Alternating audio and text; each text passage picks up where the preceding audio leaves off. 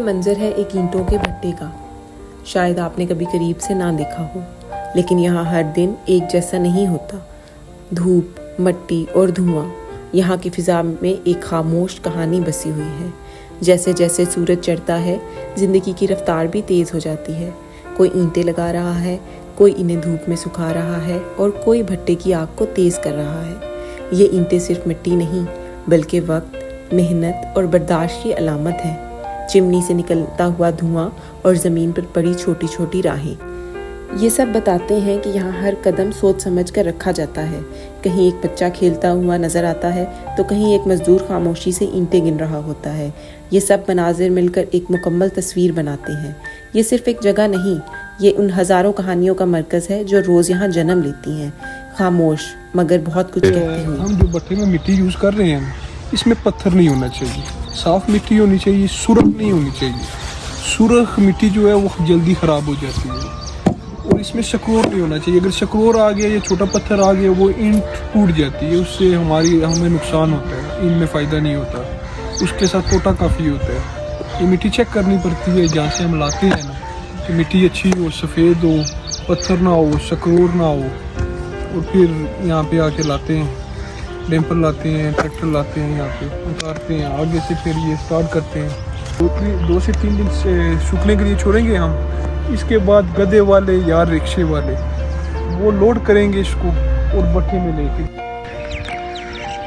अच्छा, कोयले का मेन मकसद है आग को जलाना। जो भट्टे में हमने ईंट लगाई हुई है, उसको पकाने के लिए हम कोयला यूज़ कर रहे हैं। बाज़ औक़ात कुछ भट्टे ऐसे भी हैं जो कोयले के बगैर भी चल रहे हैं, वो तूड़ी यूज़ करते हैं और मुख्तलिफ़ चीज़ें, सिट्टा वगैरह या कोई गन्ने के इस तरह के वो यूज़ कर रहे हैं। हम तो खालिश कोयला इस्तेमाल कर रहे हैं। कोयले से ये जो है ईंट अच्छी पकती है, ईंट की पकाई अच्छी हो जाती है, आवाज़ अच्छी होती है, रंग अच्छा मिलता है और इसकी सेल काफ़ी अच्छी होती है। ये कोयला हम डाल रहे हैं, हमारी ये जो भट्टे की लाइनें बनी हुई हैं, लाइनें, इनके ऊपर ढक्कन बने हुए हैं, सराह हैं। मुख्तलिफ़ सराहों में थोड़ा थोड़ा कोयला ये डालते रहते हैं।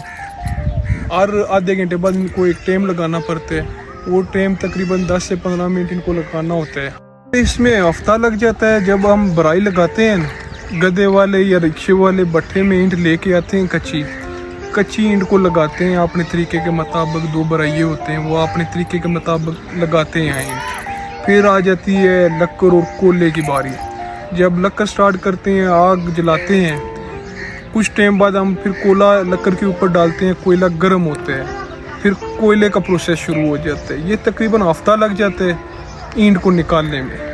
और फिर हम एक स्केल के मुताबिक निकालते ही रहते हैं। ईंट पकती रहती है, ईंट लगाते रहते हैं और ईंट निकालते रहते हैं। ये सर 8 लाख ईंट लगाते हैं और ये चक्कर आता है 8 लाख का 1 महीने बाद।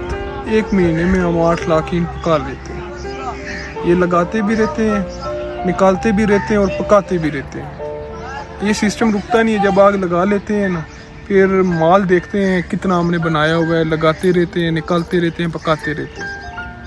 इसकी पकाई कोयले से ही होगी। ये आप इधर कैमरा लेके आए ना, आप देख सकते हैं ये जो सराह है जिनके ऊपर ईंटें हमने रखी हुई हैं, इनके बीच कोयला जाएगा। ये आप उठा लें। ये जब जलाई वाले इधर पहुंचेंगे ना, तो ये ईंटें उठाते जाएंगे और इसके बीच कोयला डालते जाएंगे। कोयला डालेंगे, फिर कोयला गर्म होगा, इनको पकाएगा और फिर आगे आगे जलाई वाले जाते रहेंगे, पकाते पकाते ना, कोयले की ईंट मिलती रहेगी इनको। 24 घंटे में ये तकरीबन 30,000 माल पकाते हैं। 24 घंटे इन्होंने कोयला डालना होता है। और 6 घंटे बाद 2 बंदे की शिफ्ट होती है। 6 घंटे में से ये 20 मिनट कोयला डालते रहते हैं। हर घंटे बाद 20 मिनट इन्होंने कोयला डालना होता है।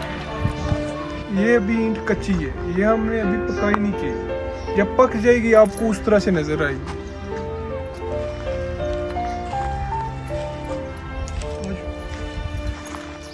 ये लेने कोयले की वजह से यूज होती हैं।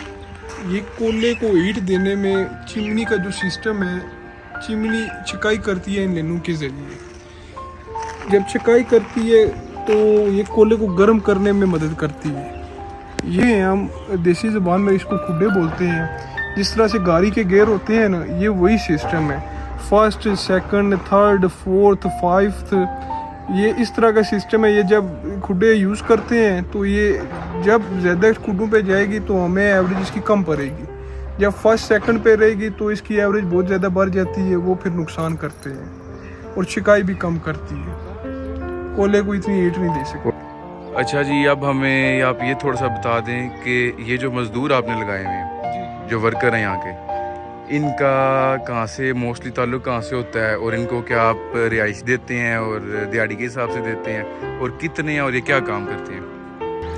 ये सर मुख्तलिफ इलाकों से आते हैं, ज़्यादातर सरगोदा, मंडी बावलदीन, बावलपुर, अहमदपुर, शिरकियाँ, इन इलाकों से ताल्लुक़ होता है, मुल्तान से।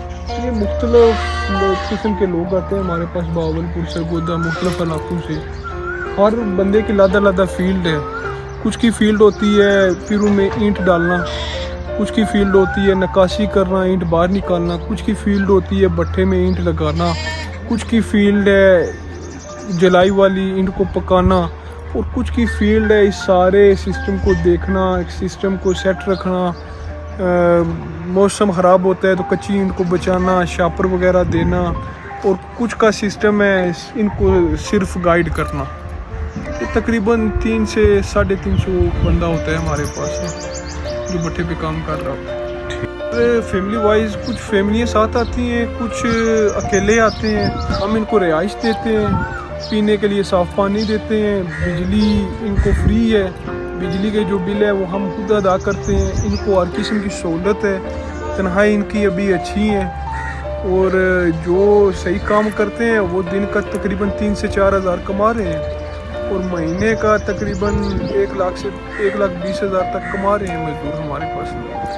तो इनका भी सिस्टम ठीक चल रहा है मजदूरों का। कुछ हैं जिनकी तनख्वाही कम है, लेकिन हमारी कोशिश है कि वो भी तनख्वाही इनकी बराबर कीजिए। ये हमने 2005 से ये कर रहे हैं काम ना, हमारे बुजुर्ग करते थे, अभी मैं कर रहा हूँ। अभी 2025 से तकरीबन 20 साल हो गए हमारी इस फील्ड में। तो अल्लाह का शुक्र है, हमारा काम ठीक है। तो लेबर भी हमारे साथ अच्छी है जो हमारे साथ काम कर रहे हैं। अगर वो नहीं अच्छे होंगे तो हम भी नहीं अच्छे। वो हमारे साथ ठीक काम कर रहे हैं, हम भी उनके साथ ठीक है। तो अल्लाह का शुक्र है, सिस्टम ठीक चल रहा है। हमारे भट्टे का नाम है चौधरी इकबाल उर्फ बाला ब्रिक्स कंपनी। मीरपुर की मशहूर कंपनी है ये भट्टे के वाले।